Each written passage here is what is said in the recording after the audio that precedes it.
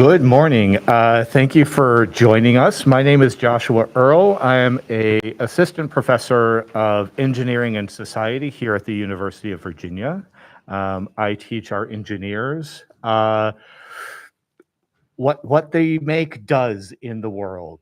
And it is my pleasure to be here moderating this panel and to introduce my friend and actually my PhD advisor, Ashley Shew, who's an associate professor of science, technology, and society at Virginia Tech. So I am excited to talk about her new book, Against Technoableism.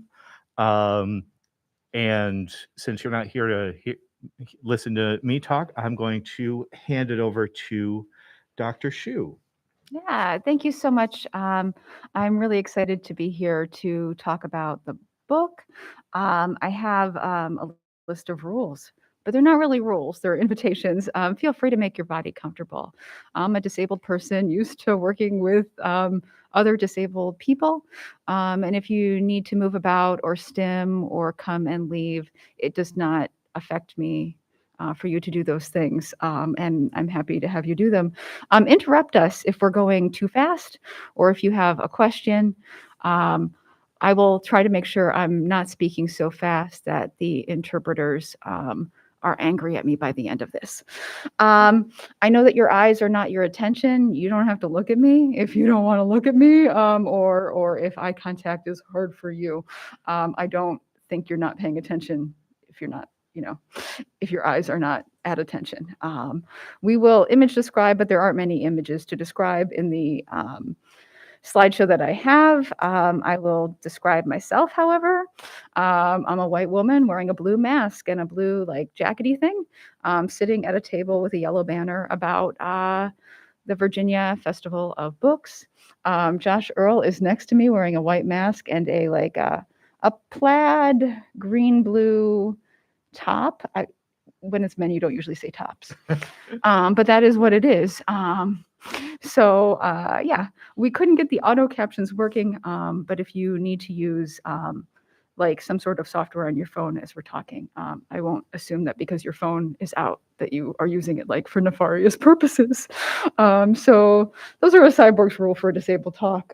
Make yourself comfortable as you need to. We sort of have a little plan. I've done introductions of ourselves, and I'm going to do a brief reading from the book. Josh asked me, he asked me what I was going to read, and I said I was just going to start from the beginning. I did not pick out any special thing, except I really like the start of this book, and I was surprised that the editor let me keep it, which is to say it's a little bit sassy at the beginning, and one of our mutual friends spurred me on to write it this way. So I'll do that, and then we'll have more of a conversation about it. All right. The first chapter is called Disabled Everything. Let's start the way you expect a good disabled memoir or crip story to start, either with my horrible birth or my grave, brave injury. It could be my monstrous birth, a real term in medical history, by the way, where I was born and had to fight against great odds, even as an infant. And my story could end in triumph, where I continue to live and am writing a book about it. Or I could start with a freak accident that helped me steel myself against this cruel world. Or even better, some gnarly war story, my heroism and sacrifice, the pledge I made to my brothers, siblings in arms, living so that their deaths will not have been in vain, paying the toll of freedom with my body. Then I could show the ableds how to really live and laugh and love. Ooh, let's lean into these narratives, mix up the stories for some real pizzazz. I'm born disabled. No one thought I would live. But then I become of military age and I use a machete to fight for your freedom. So young, so heroic, so very disabled. You could meme images of me with the words, "What's your excuse?" superimposed over my twisted body, swinging that machete as I sit atop DARPA-developed disability technology, a super-duper super soldier, with an inspiring message of vanquishing one's enemies and one's disabilities with the power of technology. Or maybe I could just die young so you can tell my story. I won't sully my own good name by disappointing you with my normalcy. You could talk about how you learned so much from me, or say that I'm no longer in my earthly prison, by which you mean my disabled body and mind.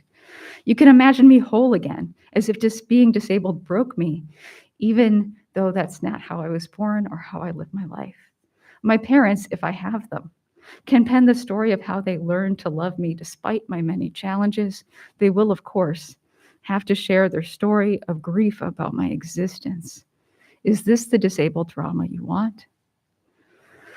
This kind of story might be what you expect or even desired, but it's not what you're going to get. Disabled people are often asked to curate their stories, to front load their dramatic origins. I don't begrudge those who start this way, but I like the poetry of the cyborg Gillian Visa, especially the one where Cy, our disabled poet laureate, ventriloquizes a non-disabled audience member in non-disabled demands. The non-disableds have dragged our dare cyborg up to the stage, and instead of asking about poetry or any area of expertise, they demand Cy's disability origin story. They write, "You can't expect people to read you if you don't come out and say it. Before they will listen to the rest, they need the story to find out how inspired they should be." I see the same thing happen over and over. Disabled experts and professionals are continually getting asked inappropriate personal questions when they are there to offer their professional expertise. They are not treated like other authors, scientists, social workers, teachers. Sometimes their expertise is rooted in their personal history. Whose isn't? And a personal narrative is fine when they offer it. But sometimes they're treated as a sideshow, a curiosity added to an event, but taken less seriously than other experts. I hate that disabled people are forced to tell their stories, though I do love stories. In fact, some of the parts of this book will involve my own tales. I just don't think most disability origin stories are very interesting. Mine is certainly not. Some are, don't get me wrong. There's a guy in one of my amputee groups who had his leg ripped off in a grain auger accident, and he did not pass out while he waited for emergency rescue. It's always a shocker for the newbies in my amputee groups who have come with stories less gnarly. I love when he shares his story with obvious relish. He's got it well rehearsed for other amputees. This kind of sharing among those in the community is different, though. The lessons are different. It's not usually about being on the other side of something we've overcome. Yeah. So that's how I start the book. Great. So I'm going to essentially ask a few questions. I have previewed them, or rather, Ashley has previewed them on this slide. And then essentially, once we've kind of primed it, we're going to hand it off to you all for the questions that you might have. So the first thing that we should do, we're both kind of philosophers by training, and what a good philosopher likes more than anything is a definition. I guess the first question we should ask is, what is a disability? Who counts as disabled? So I really like this definition. Can you take me the TL definition? Yeah, all right.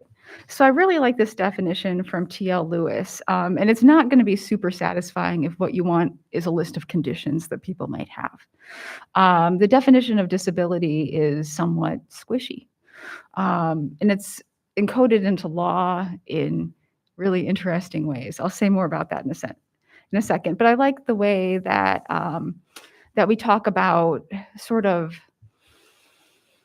disability as belonging to a community, disability as sort of ways that you can be in the world.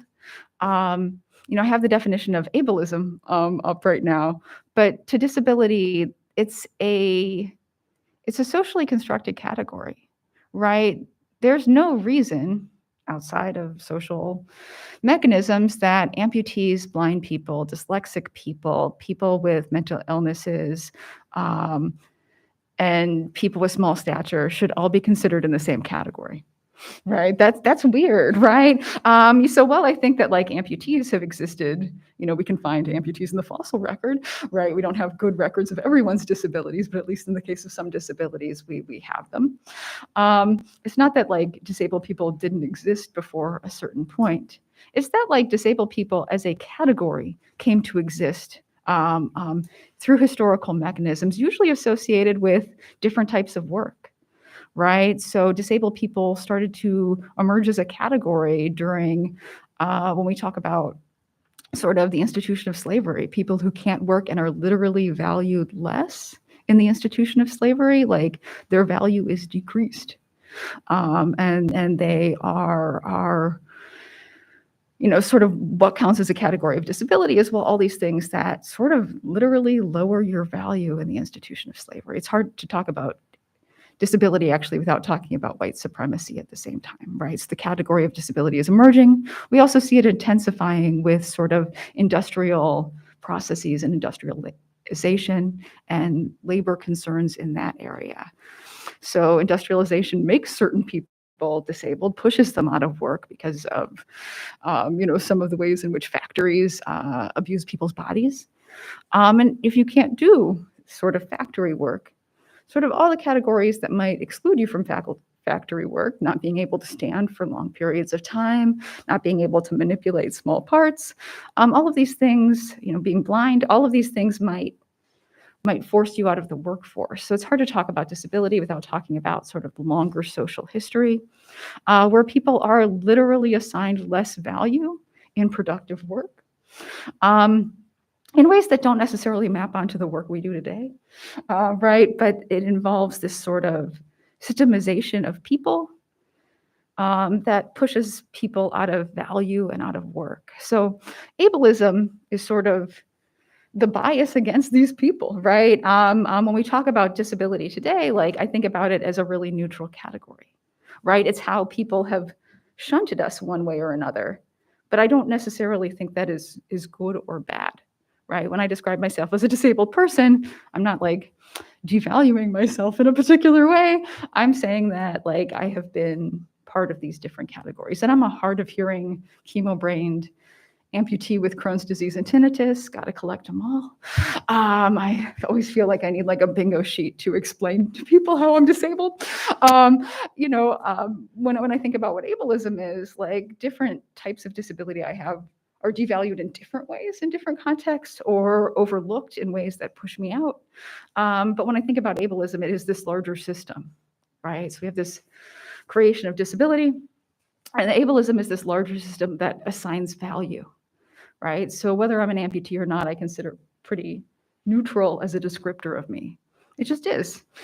But we've often assigned value to people's bodies and minds, and this is T.L. Lewis's definition, a system of assigning value to people's bodies and minds based on societally constructed ideas of normalcy, productivity, desirability, intelligence, excellence, and fitness. These constructed ideas are deeply rooted in eugenics, anti-Blackness, misogyny, colonialism, imperialism, and capitalism, and it's a system of oppression. So yes, people can be individually biased against disabled people. We might say they're ableist, but a lot of us are already participating in systems that we can't get out of that encode ableism in different ways. And I think about how to root out ableism in my own life, right? The sort of things I expect of other people. The sort of ways in which I value people as good or bad. That's a thing to reconsider for a lot of people, because a lot of it is just in the atmosphere around us in ways that make it really harder to pick out sometimes because it is this sort of systemic thing.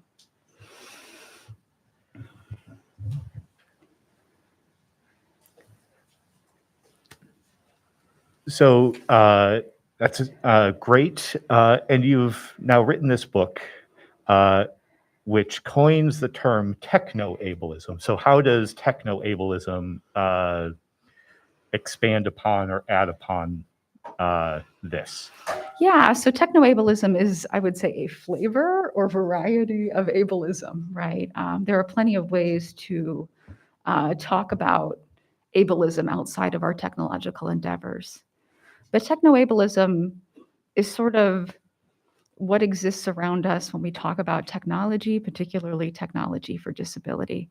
So we have these stories about technology, we have stories about disability, and the intersection of these two often means that technologies for disability are taken as exceptional, good, and good in ways that if you're a disabled person, you're saying this technology doesn't really work for me, you're like viewed as upsetting a particular natural order, or you're not being you're not being as grateful as you're supposed to be, even if people are making things for you that don't make any sense for your life. So my larger project with Against Technoableism is sort of diagnosing this problem of technoableism, where we see helpers and medical professionals and engineers offer their expertise to help disabled people, where ableism is actually re-emphasized through the technological and medical solutions offered. This is often wed to the idea that disabled people want any intervention, and that we will be empowered through a technology or approach. So if I'm told I need a prosthetic leg in order to be empowered, this is an example, right? Whether I'm wearing a prosthetic leg or not, I think I'm probably still a valuable human being, and I'm not like transformed as a human being by wearing a prosthetic leg. But it's often offered to me as a thing that I need in the world in order to inspire other people, in order to overcome my disability, and like a long list of things, even if wearing that leg isn't advantageous to me, right? So for some amputees, and I talk about some of them in the book, wearing a leg actually costs a lot. Not just in terms of cost, although that's true. In terms of time, it can take a really long time to get a leg made, but also like you don't necessarily move in the way that you want to. My friend Mallory, if she had a prosthetic leg, they took up to half of her hip, right? She has to belt this sucker on, and it's really heavy. So she usually uses crutches, or she uses a wheelchair, and those are much faster ways for her to get around in the world, much more convenient, and they don't literally hurt her to wear. Even though when she's in that configuration, people tend to think she's a better person, that she can do more things even though she can't when she wears the leg. Like, it's the idea that there's this special object that's gonna make everything better and cure you, and bring you up to some sort of idealized norm, but often being normalized has its drawbacks for a lot of people as well. I know in your work you talk about cyborg maintenance, and this is a thing that I have gotten from you, to think about the system of maintenance that it takes to have a disability technology. And often that's completely covered over in stories about technology and disability. We get all of these exciting stories about how the latest technology is going to empower disabled people, overcome disability. But wheelchair, like even basic technologies, wheelchair repair in the United States, if you need a part, can take months to get, right? And we're talking about someone's main form of mobility, their legs, right? My wheelchair using friends talk about their wheelchairs as being their legs. And you are entered into a system if you need a part. If you need a cushion that makes sure that you don't get pressure sores or something like that, it can take many months to years to get the right technology. And if it fails, if you need a particular part, the sort of system of maintaining that, my friend Bethany Stevens was just talking to me yesterday about how she finally got the part in for her wheelchair that she's been waiting for since October. And they didn't even give her the right part. So it's going to be a long wait from now on. And when we make disability technologies, we celebrate them, but we don't think about their average wear and tear. So for most exoskeleton projects where we talk about, paralyzed people walking again, if you talk to paralyzed people, they're a little bit less excited about some of these technologies, and it doesn't solve some of like the major problems. So yes, you can walk, and that might be good for periods of time. I see people very excited about these projects. And then, I had a group of students looking at an exoskeleton at one point, and we both teach a class called Technology and Disability. And then one of the students was just leaning in, looking at it, and he goes, "How do you use the bathroom in that?" And we realized with this particular exoskeleton, you were going to have to take off the exoskeleton, get in your wheelchair, use the restroom, get back in your wheelchair, and then put the exoskeleton on again. So how great would that be to wear out and about? It seems worse. It seems worse than a lot of other things could be. I think exoskeletons have like an appropriate place in like physical therapy offices where people who have had strokes can try out new movements or old movements that they're trying again. But that's not what I have ever seen an exoskeleton advertised to do, right? The sort of vision that we're supposed to have, especially in the way the media depicts it, is where we have to invest in these technologies because they're going to save disabled people, but they don't understand what being disabled is like at all, or the sort of technological invention we would like to see in the world. A lot of paralyzed wheelchair users would like to see more research go into bowel and bladder health, right? To see restrooms that are actually compliant with the law, right? Like basic technologies to be better and easier to maintain, rather than thinking about making disabled people normalized. I don't remember what the initial question was. I'm so sorry, everybody. No, it's great. And you actually ran through a couple of the other questions I had, so we can. I'm so sorry. We can go a little bit off script, so which is great. So this talk about exoskeletons reminds me of part of the piece you just read about being kind of having a DARPA-enabled thing, and I was wondering if you could kind of talk about like what exoskeletons and maybe even things like Dika's kind of Luke prosthetic arm or Hugh Hare's computerized prosthetic legs, what these are kind of actually for.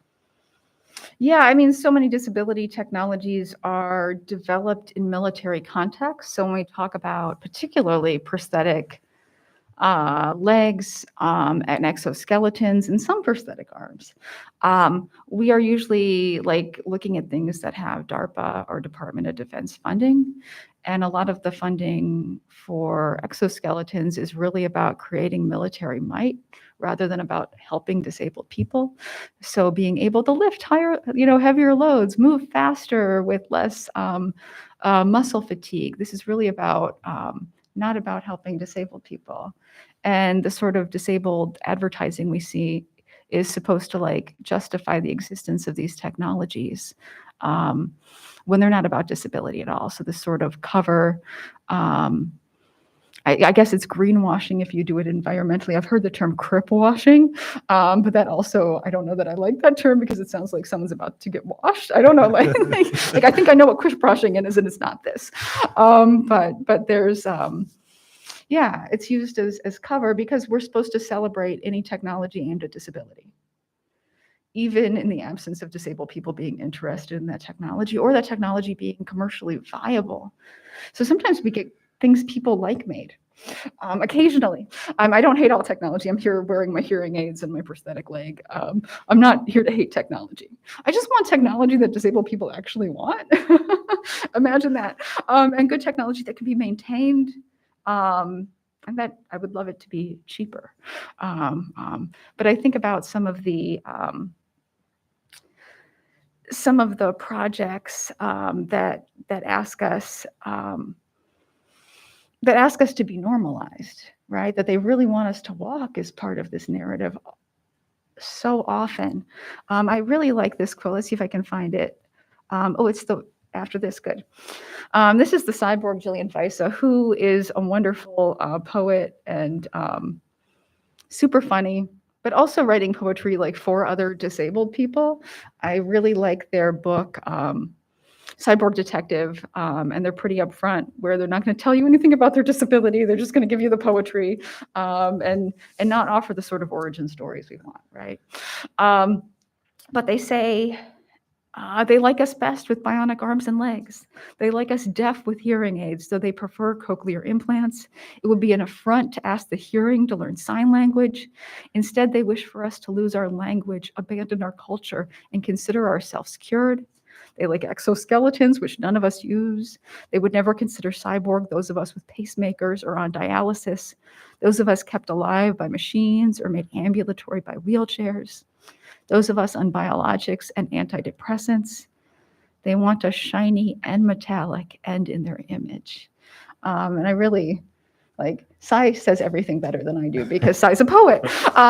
So I think a lot about the ways in which disabled people are depicted in the media and in different narratives as being very different from the way disabled people talk about ourselves or represent ourselves when we do the representing.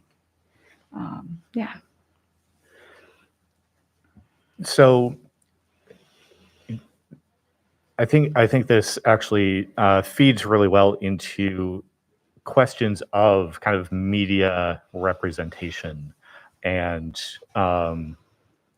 what disability kind of looks like on TV, on the internet, in the stories we're told. Yeah. So part of my book, next slide, woohoo, is about how our stories suck. So to put it as baldly as I can, stories about disability, especially when told by non-disabled people, but sometimes when told by disabled people themselves, internalized ableism is a thing, or when disabled bodies or minds are used as metaphor, get a lot wrong. And I think about metaphor. So if you see someone in a classic play or novel and they have a facial scar or a hand amputation, who is that person going to be in this narrative? Do you know? You know. You're my PhD student, of course you know. That person's going to be the villain, right? It's already been signaled that disability is signaling like villainy in some way. Often hand amputees, facial scars. I'm on a tangent. I want redemption for Captain Hook. That is a man with PTSD who is being harassed by children. Like, this is what is happening. Like, the TikTok croc incident, like, really is the problem. But nonetheless, we have a situation where so much of our literature, even children's literature, I know hand amputees who in public, children gasp and look away and are scared of the person with a hand amputation. Why? Because the only representation of someone who is a hand amputee for them. Did my mic go out? It's I think it did. lot of like it's yeah, okay. I'm gonna try yours. Here we go. Now you can have the bad one and They can wonder what you're saying. Perfect. But it's not just Captain Hook, right? So these narratives actually influence how people encounter us in the world. But we have classic stories. If I ask my classes on the first day of class, name a disabled person, which is a game I play, name a disabled person. I put everyone on the spot. Often Helen Keller is a first thought. FDR. I've never gotten Harriet Tubman, which is weird to me. So Helen Keller, the story of her life is like the movie made of it in the 1960s is called The Miracle Worker. Can you guess who the miracle worker is in Helen Keller's biographical story? It's not Helen Keller. It is Annie Sullivan who came to help the family, Helen's family. Annie Sullivan is sent by Perkins School from the Blind. So much of this story that we get as small children.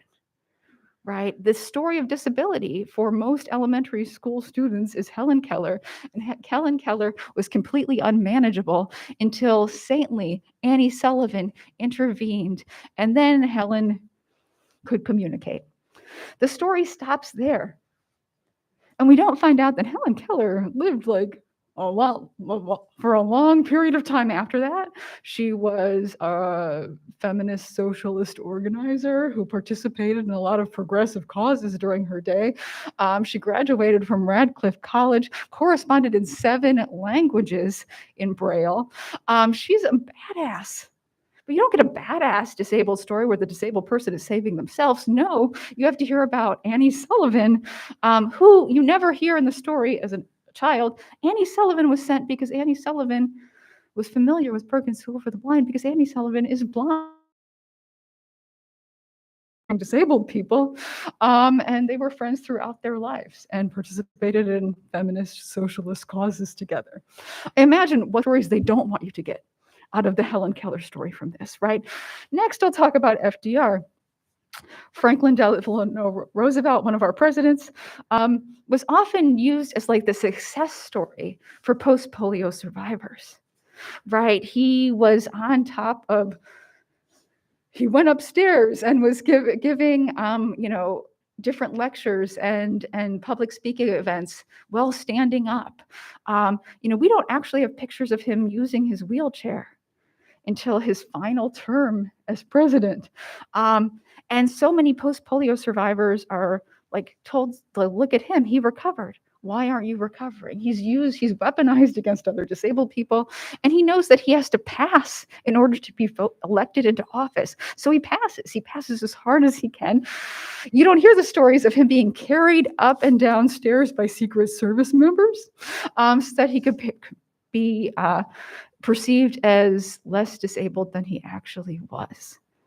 So our second disability story tells disabled people to pass as hard as they can in order to be included, in order to be voted into office, in order to do a long list of things. Pretend you're not disabled is that message.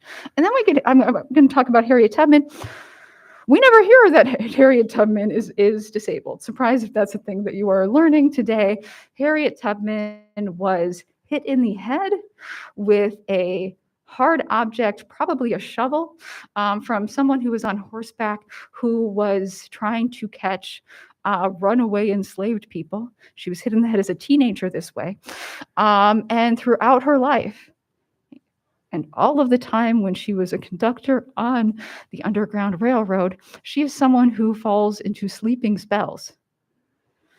She literally will just randomly fall asleep because of this long-term traumatic brain injury that was caused because of the sort of system of white supremacy that was happening during that time. And this violent blow to the head, like, we don't hear about that because it implicates like white people as being particularly dangerous and awful and brutal in a way that people who want to valorize the South play down significantly. And to view her as disabled is to see her as vulnerable in ways people don't want to see either. So these are the sort of stories historically.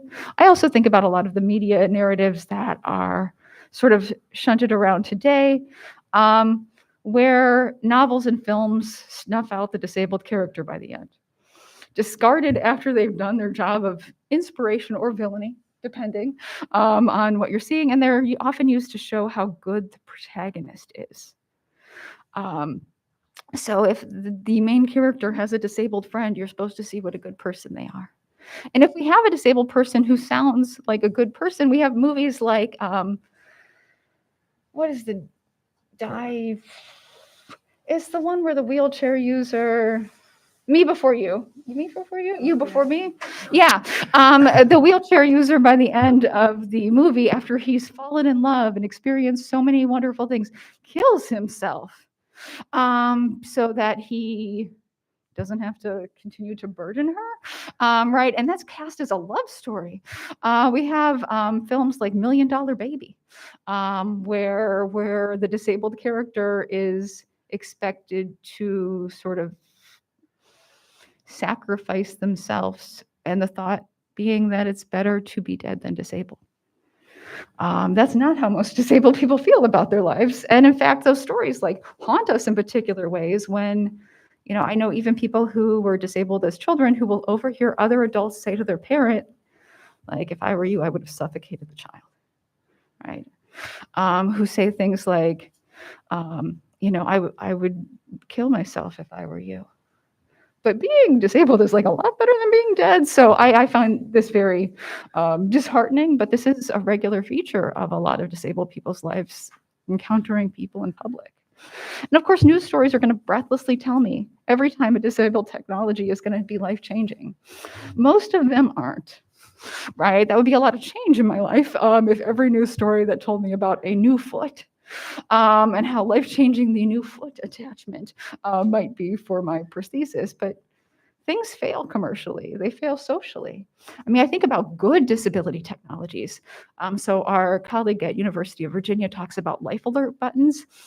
If I use the phrase, I've fallen and I can't get up, some of you might remember the SNL sketch where the life alert button, it's a good disability technology. It allows people to live on their own for longer. If they're in an emergency situation, they can press a button that either calls a loved one or calls emergency services. This is a good technology. After that SNL commercial, where the woman is on the ground pressing that button, I've fallen and I can't get up. After they start to mock that particular commercial, people don't want to use that button. It's associated with bad things. It's associated with sort of vulnerability in a way people don't want to admit about themselves, right? So it ends up commercially failing after this, even though it's a good technology. I think about this all the time with walkers. We're never like, we should be given better walkers. We're not given better walkers because it's assumed that a walker is a technology no one wants. Except I love my walker. It's in my hotel room now. And it is, in its own way, very liberatory, even though it's one that's constantly associated with old people. And we experience ageism as well as ableism in a lot of these things. So walkers are often very much played down. Like, I have a friend who's 35 and her doctor keeps saying, don't you want to like get rid of the walker? She has spine issues. No, she does not want to get rid of the walker, but they would like her to use any other piece of technology. They perceive someone who's 35 using a walker as particularly sad. I don't think it's sad. It's a great piece of technology, and she actually worked hard to figure out one that would work for her. And this is my colleague, Elizabeth McLean, who also works on disability studies and is not like sad about being disabled and doesn't want to play it down. So having a technology that indicates she's disabled isn't a problem in the way sort of therapists and doctors assume. Great, thanks. We've got about 20 minutes left, so I would like to turn it over to you all to see what questions you in the audience have for us. Yeah. I have a question. I'd like you to address universal design, because I think that all of us in our lifetimes, I'm an old person now, but throughout our lives, people break legs, things happen to us. And if you already have a ramp going to every home, or if all of the forms that you fill out online are accessible to blind people, you may have to use that someday. I mean, there's just so many things. I just wanted to find out what the state of things are right now. Those are just for physical disabilities, but what's happening with that universal design idea? Is there something different in government versus private industry? Anyway, can you touch on that? Yeah, so there are some senses in which I love universal design as a movement, right? I think we should be all expecting to be disabled in the future or to want to have disabled friends. I have so many friends who, when they become disabled, can't go visit people in their houses anymore. Like, what it means to become disabled in a world that is designed in a very hostile way means like incredibly bad things in sort of our social lives. It means that, particularly for wheelchair users, but a lot of other people, like if you want to go and visit a friend, like asking if their house is accessible, actually, like they sometimes take that offensively, right? It's an awkward social thing to do. But so many of our living spaces are designed in ways that we won't be able to age in them. And it's a real denial of like us being human beings. Disability is a natural, normal part of human life. So I like the universal design movement, in helping us think about and transform so many things. I mean, when I think about even doorknobs, and this is something the ADA actually encapsulates. You see how the door over there has a handle, not a knob? That's a universal design feature that's actually encoded into the ADA. You can open that with your elbow. So if you don't have a hand that can grip and flex, a door handle works better for lots of different people and covers lots of different disabilities.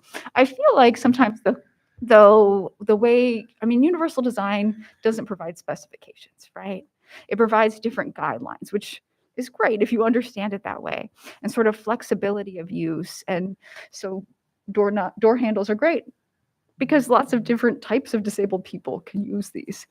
But we have examples more and more where people are like, well, this is the universally designed object, so this is what you should prefer. And it doesn't work for every disabled person because actually sometimes we have conflicting access needs. And this is something we talk about more in disability community, but where actually what I need in space and what you need in a space could be different, right? Some chairs will work for some people, but not all chairs are going to work for all people. Like, it's actually better to have several options in terms of seating. And you see this more often in doctors' offices than you used to, where there are several different widths of seats. There's not usually a different height of seat, even though that would be a nice thing to have. So to actually allow things to be disunified, I think is really helpful in spaces, and in a way that universal design, because they're trying to design universally, doesn't always take into account the best way. Right. So it's not like there's going to be like a perfect lighting situation, a perfect acoustic situation, a perfect seating situation. So we have to have spaces that we can convert, we can move around, but also that different options exist in there. So ramps are good for most. Like, if non-disabled people have to use ramps, it's not a problem. Right. If wheelchair users have ramps, that's good. For some people who have particular types of disability, sometimes the stairs are actually easier. And that's like a hard thing to explain when someone's like, well, just if we have the ramp, then everyone's taken care of. It's like most people, right? It's just making a larger category of people who can use it and not necessarily designing universally in the way that we hope. But I love the UD movement. It gets us more. But I also feel like we still have to talk about edge cases and accommodations and allow those to happen. What about the forms? I mean, that was something that a friend of mine was saying when she was trying to do Medicare. Oh yeah, digital forms are fantastic, and I think everything should have OCR built in, so you can scroll through with one button clicks if you're someone who doesn't have like motor control of all your digits, or if you don't have all your digits, but also for screen readers and like thinking about setting up a lot of our digital spaces. And our digital spaces are incredibly hostile. One of the things I spend a weird amount of time in my class, which is a college level class, is like, how do you check whether this is accessible, right? And it's a skill. It's one that I consider something people should learn very early. Are you taking a computing class? Well, you should learn how to set up alt text so that blind people can understand what the image is trying to convey. And alt text is great for everyone. So if you put alt text on Twitter, or if you put it in other images and social media, if people don't understand why you're using that image and you image describe it, sometimes they'll understand why you're using that image. It also makes it much more searchable once you have text to indicate what something is. So if you want things to come up in search results and you're just giving a description of image, it's not going to be found in the way you want it to as a digital object. I love it. Yeah.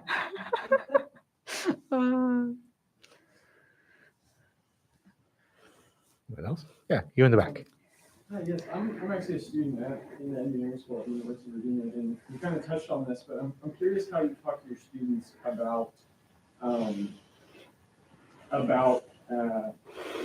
design that doesn't perpetuate, how you go about designing things in a way that doesn't perpetuate these biases, these ableist biases you touched on further. How do you teach kind of more inclusive design from the start? This is something you could comment on as well. I mean, a lot of the ways in which I situate things in my classes, and Josh is a lot more engineers than I do, so I'll let him take it next. But I think it's really important to be reading things from the disability community. So often as professionals, we are given, specs. If you're in engineering to design towards, or you're given some assumptions about what people want. Right, particularly because our stories about disability have misled us for so long. And that's not just for engineers, right? So sort of societally, these stories have meant that we're actually pretty bad at listening to disabled people. Because so much is written by non-disabled people and celebrated by non-disabled people around disability and technology. I usually have my students read a whole bunch from disabled people and watch disabled created documentaries and read blogs by disabled people that really, and not just one disabled person as a representative. I really enjoy readings from disabled people who know and interact with other disabled people so that it's not just like a weirdo opinion. Sometimes there's someone who elects themselves like the ambassador of something and it's like, it's not in line with what the community conversation might be. So yeah, I try to make people actually listen to disabled people as experts and authorities, which usually we're not, which is to say ableism exists throughout education and throughout professionalization. So a lot of disabled people don't necessarily have the level of education that corresponds with what they know and what they can do. So talking about expertise as a problem in this area is really important. But you talked to a lot more engineers, Josh. Yeah, and if you're not already in 4500, I'll see you there. There's one of the things that I talk a lot about specifically in the engineering classes, and for those who aren't familiar with the engineering curricula here at UVA, engineers all have to go through a series of capstone courses in which they produce an STS paper and a technical project. And one of the things that I always kind of really focus on is who is in the room when decisions about what is going to be designed are being made. Because if you happen to have a person who might eventually be an end user for your technology in the room when you're deciding how it should be designed, it's probably going to be designed better and faster, right? A diabetic who uses an insulin pump knows all the ways that insulin pumps suck and can help you build one that doesn't suck as much. This is similar. You can say the same thing about, an amputee or, someone who uses a hearing aid or a cochlear implant, any of these. If you have someone from that community as part of the design process, like, you are going to come up with, not only is the technology going to be better, you're probably going to get there faster because you don't have to go through the testing as much as you would normally. And this, and if kind of we think about it, like,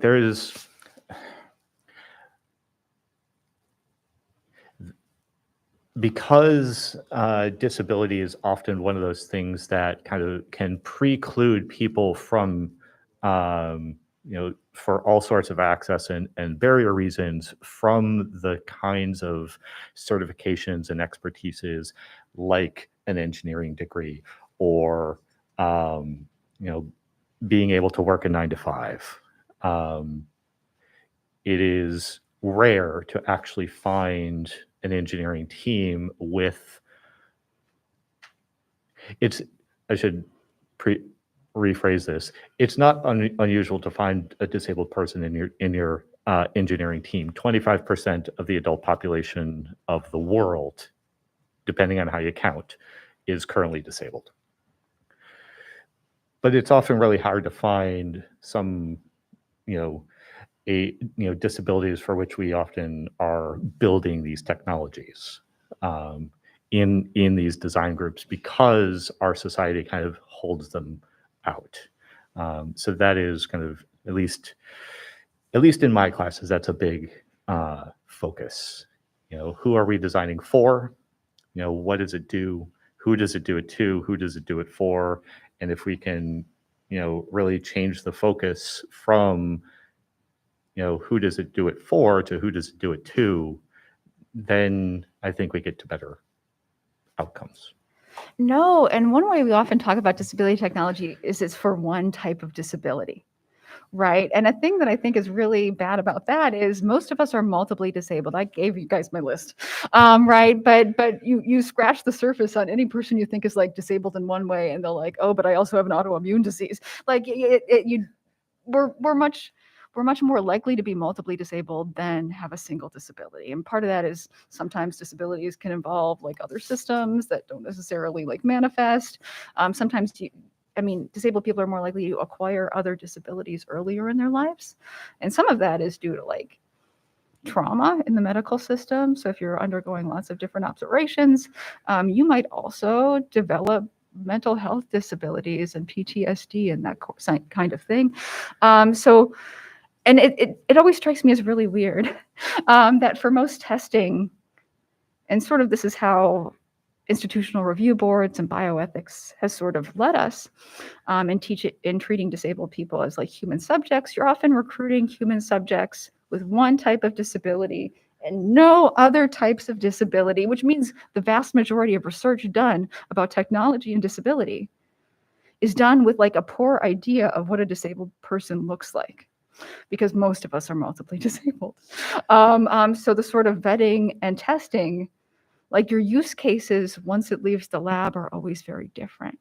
One of the things that we've been doing, I got a big Mellon grant with a team at Virginia Tech last year. And we've been able to form consulting teams of disabled people recruiting in our community and pay them like consultants instead of as human subjects. And we go in as a consulting group, meaning the ideal number is about 6 of us, but we always sign up 9 people because we're disabled people and some of us won't be able to do it that day, even if we've signed up for that way. There are lots of disabilities that are highly variable. You might not be able to get out of bed some days and you can other days, and you don't know what to expect. So we usually try to bring about 6 people, go to someone's lab, see their technologies, have them describe what they think their technology does. But the cross-disability groups, and we never go in with like a single type of disability. They're like, I've been imagining this for blind people, and I will bring a team of someone who's partially blind, a couple wheelchair users, a couple of people with like autoimmune stuff, and then like some undeclared disability. And the thing is, we have really good conversations about other use cases that the designers don't think about. And sometimes like they think they're designing for one disability, and like the conversation we have is actually like, this isn't it, but we really like this thing and you should be using it in this way, and you just didn't even know this community even existed, right? So we're having sort of fun conversations, and it's fun because we're a disability group, like joking and enjoying each other's company in ways we're being paid well to do this sort of research. I don't get to pay myself, but they are getting paid well. And so we find it like we're disability community building at the same time that we're reviewing research in ways that researchers have never experienced. And I do think it takes a little ego like check in order to have this group unleashed upon you.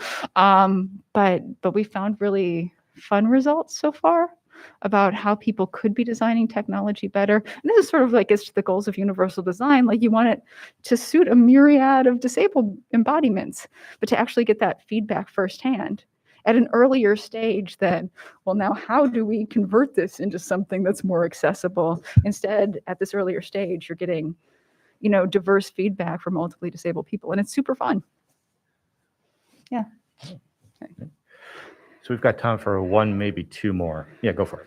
I kind of relate, so I'm sorry if I'm asking a question that's already been discussed, but I'm curious about, I'm trying to figure out how to phrase this, because I don't want to just be like, I want to know your thoughts on this, but I guess I'm trying to understand the kind of threat level of like gene therapy, CRISPR, because like in my research into this subject, I feel like there's a lot of like, oh no, CRISPR is not going to become a dangerous thing where we play God or whatever, but we've already seen gene therapy used to, like, there was a story, I think, just a couple months ago about like a young boy who was deaf, hard of hearing, and gene therapy was used on him, and I don't think he understood what was happening, but the parents knew what was going on, and gene therapy was being used to make him hearing again, and he wasn't really given that option. So I'm just kind of curious, like, what the state of it is, or what you know about it, and like what can be done about it. Because, I mean, like ASL is already being like pushed. It's been pushed out for like a really long time. I worked with the ASL department at UVA and trying to convey to the classes like the truth that it is becoming extinct, and now with like CRISPR and gene therapy, it can really vanish altogether. So I guess I'm just trying to understand that a little better, and if you have any resources or places that I should do more research into it. Yeah. There's this really wonderful article by the historian and journalist David Perry that's called "We're Failing Our Test Run for CRISPR." And he takes the case of Iceland declaring that they'd eliminated Down syndrome. And of course, they did that through genetic diagnostics and abortion, right? Because they have a good healthcare system. Everyone gets screened in a way in the United States that they don't have. We don't have the same level of prenatal care across the board that they do, and it's a smaller population. So they had a couple of years in a row where no children with Down syndrome were born. And David Perry talks about the fact that like Down syndrome isn't even a disability like that there are good reasons to try to eliminate. Right, talks about his son with Down syndrome and how much fun they have, and like he's a worthwhile human being. And the fact is, we're often proceeding with scientific knowledge, but not like humanistic knowledge about quality of life. Like the way quality of life is considered in medicine is actually really terrible for disabled people. Like we're always assumed to have a lower quality of life, but that doesn't match up with self-report that disabled people have about their quality of life. And especially in the case of Down syndrome, people with Down syndrome can lead normal lifespans that are happy and experience pleasure and joy and all the normal things things everyone wants. So we already have this case where, given more genetic knowledge and the ability to do something with that knowledge, we're eliminating whole classes of people, like without any introspection about it, without any thought about what the community means. And I know in the case of cochlear implants and ASL, the deaf community has been talking about this for a much longer time. Cochlear implants were posited as the solution that they could make your kids' hearing. It's a lot more complicated than that. To make your kids' hearing involves like a lot of speech therapy throughout your life if you're going to be able to hear reliably and speak reliably, with a cochlear implant. So it requires like a much longer investment than here's the technology and you're done. And so many of those turning on the cochlear ear implant stories, which I'm sure the deaf community tells you not to share those. And they tell you now too, because it's giving like this really false idea that all of a sudden you can hear. And you can hear something. It's not hearing like we hear. If we're hearing, I'm wearing hearing aids. I don't know that that's the case any longer.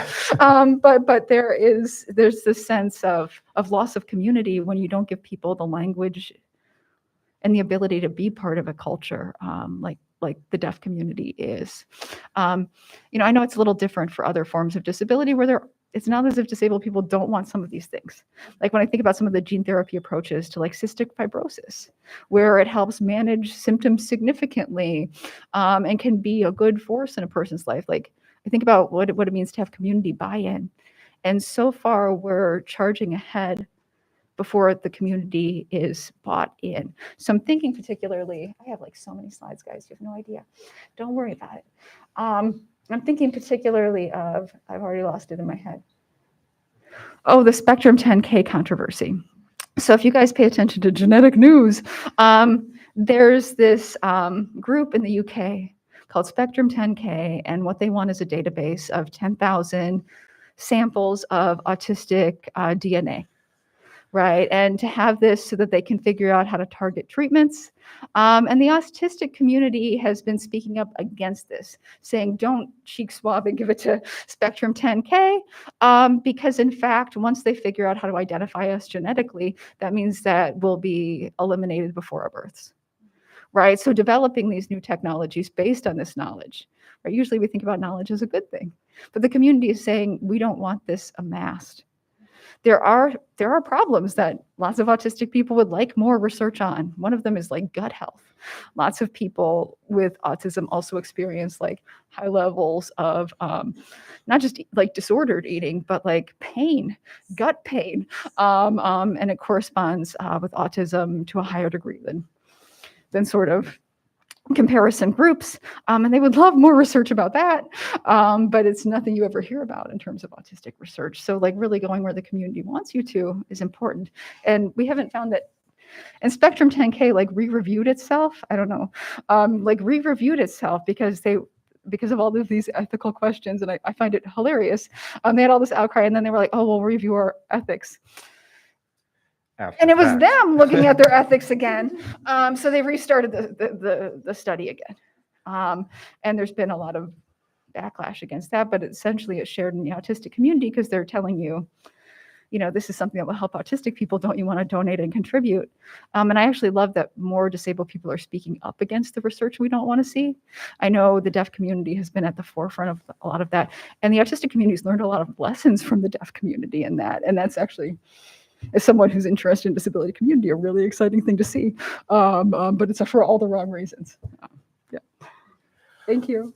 All right. Unfortunately, that's all the time we have for today. We have to make way for the next event, but join me in thanking Dr. Ashley Shew. And Dr. Earl here. Thank you so much.